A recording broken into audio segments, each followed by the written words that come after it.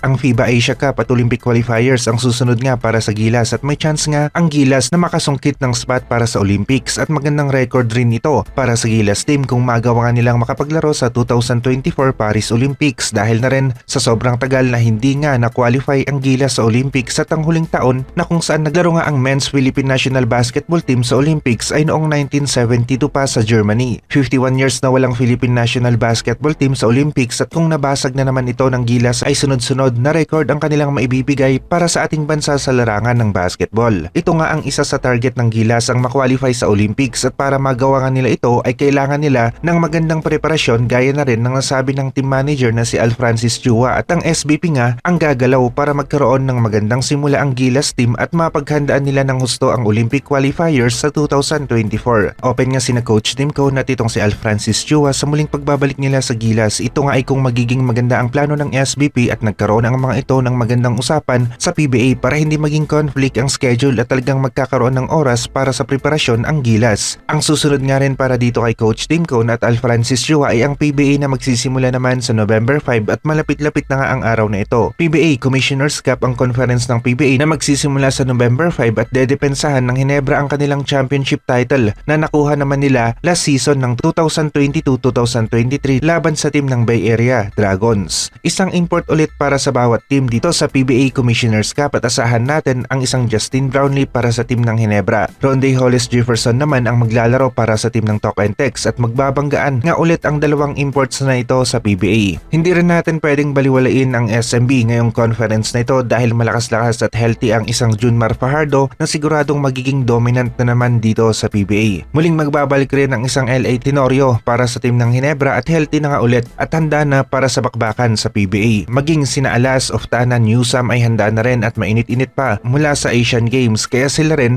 ang aasahan ng kanilang teams dito nga sa PBA. Lahat ng mga players na naglaro para sa Gilas sa Asian Games 2023 ay nagmula dito sa PBA maliban nga dito kay Ange Kuame. Pinatunayan ni Coach Tim Cone na parang nasa coach lang talaga ang tunay na diskarte at malaki ang impluensya o nagagawa ng isang coach para sa isang team. Winning experience nga ang nagawa ni Coach Tim Cone at hindi learning experience kaya naman nagustuhan siya ng mga Filipino basketball fans at ang nakakabilib pa dito ay nagawa kaagad na makakuha ng gintong medalya ni Coach Tim Cone at nagpapatunay lang na isa nga siyang magaling na coach. Mapapanood sana natin ang Hinebra dito sa East Asia Super League kaso nga lang ay hindi sila tumuloy at pinalitan nga sila ng Meralco Bolts. Magiging maganda sana ang laro ng Hinebra dito dahil na rin sa present ulit si Coach Tim Cone at papalag nga sila laban sa malalakas na teams ng iba't ibang liga dito sa Asia. Ilang linggo na nga rin lang ay magsisimula na ulit ang PBA at dito natin makikita si Coach Tim Cone, Justin Brownlee, Japet Aguilar, LA Tenorio, Scottie Thompson na naging parte naman ng Gilas sa Asian Games 2023. Justin Brownlee naman ngayon ang gusto ng mga fans na maging naturalized player ng Gilas sa mga susunod na laro nga ng Philippine National Basketball Team dahil na rin sa hindi nga gaanong malaki ang bayad sa kanya at maganda pa nga yung resulta na kanyang nagagawa para sa Gilas team. Naging malaking issue rin at napag-usapan nga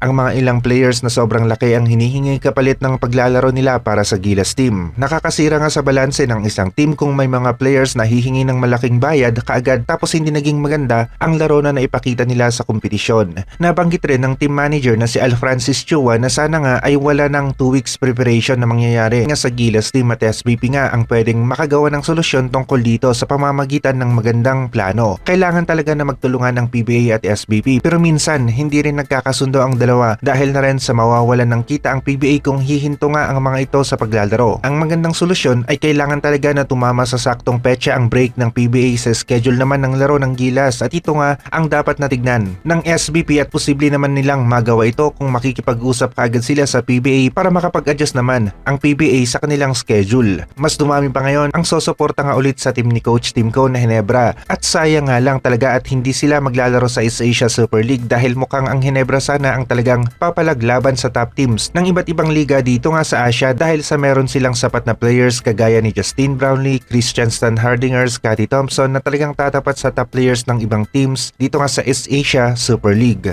Olympic qualifiers nga ang target ng Gilas ngayon at magiging sobrang hirap ng mga laro dito dahil na rin sa malalakas na teams ang maglalaro sa event na ito at lahat nga sila ay gugustuhin na makapasok sa Olympics. Ngayong araw, East Asia Super League ang laro, Talk and Text laban sa Chiba Jets at nakakalamang ang Chiba Jets sa larong ito dahil na rin sa walang gaanong malakas na sentro ang Talk and Text na pwede nilang itapat sa sentro ng Chiba Chiba Jets. Marami sa mga fans ang nag-aabang sa learning experience ng Token Tex dahil malakas ang Chiba Jets pero hindi nga rin nawawala yung chance ng Token Tex na manalo. Kung Hinebra nga sana ang maglalaro dito sa East Asia Super League ay marami rin sana ang manunood dahil na rin sa mukhang mas may chance silang manalo dahil na rin dito kay Coach Tim Cone, Justin Brownlee at sa iba pang quality players ng Hinebra.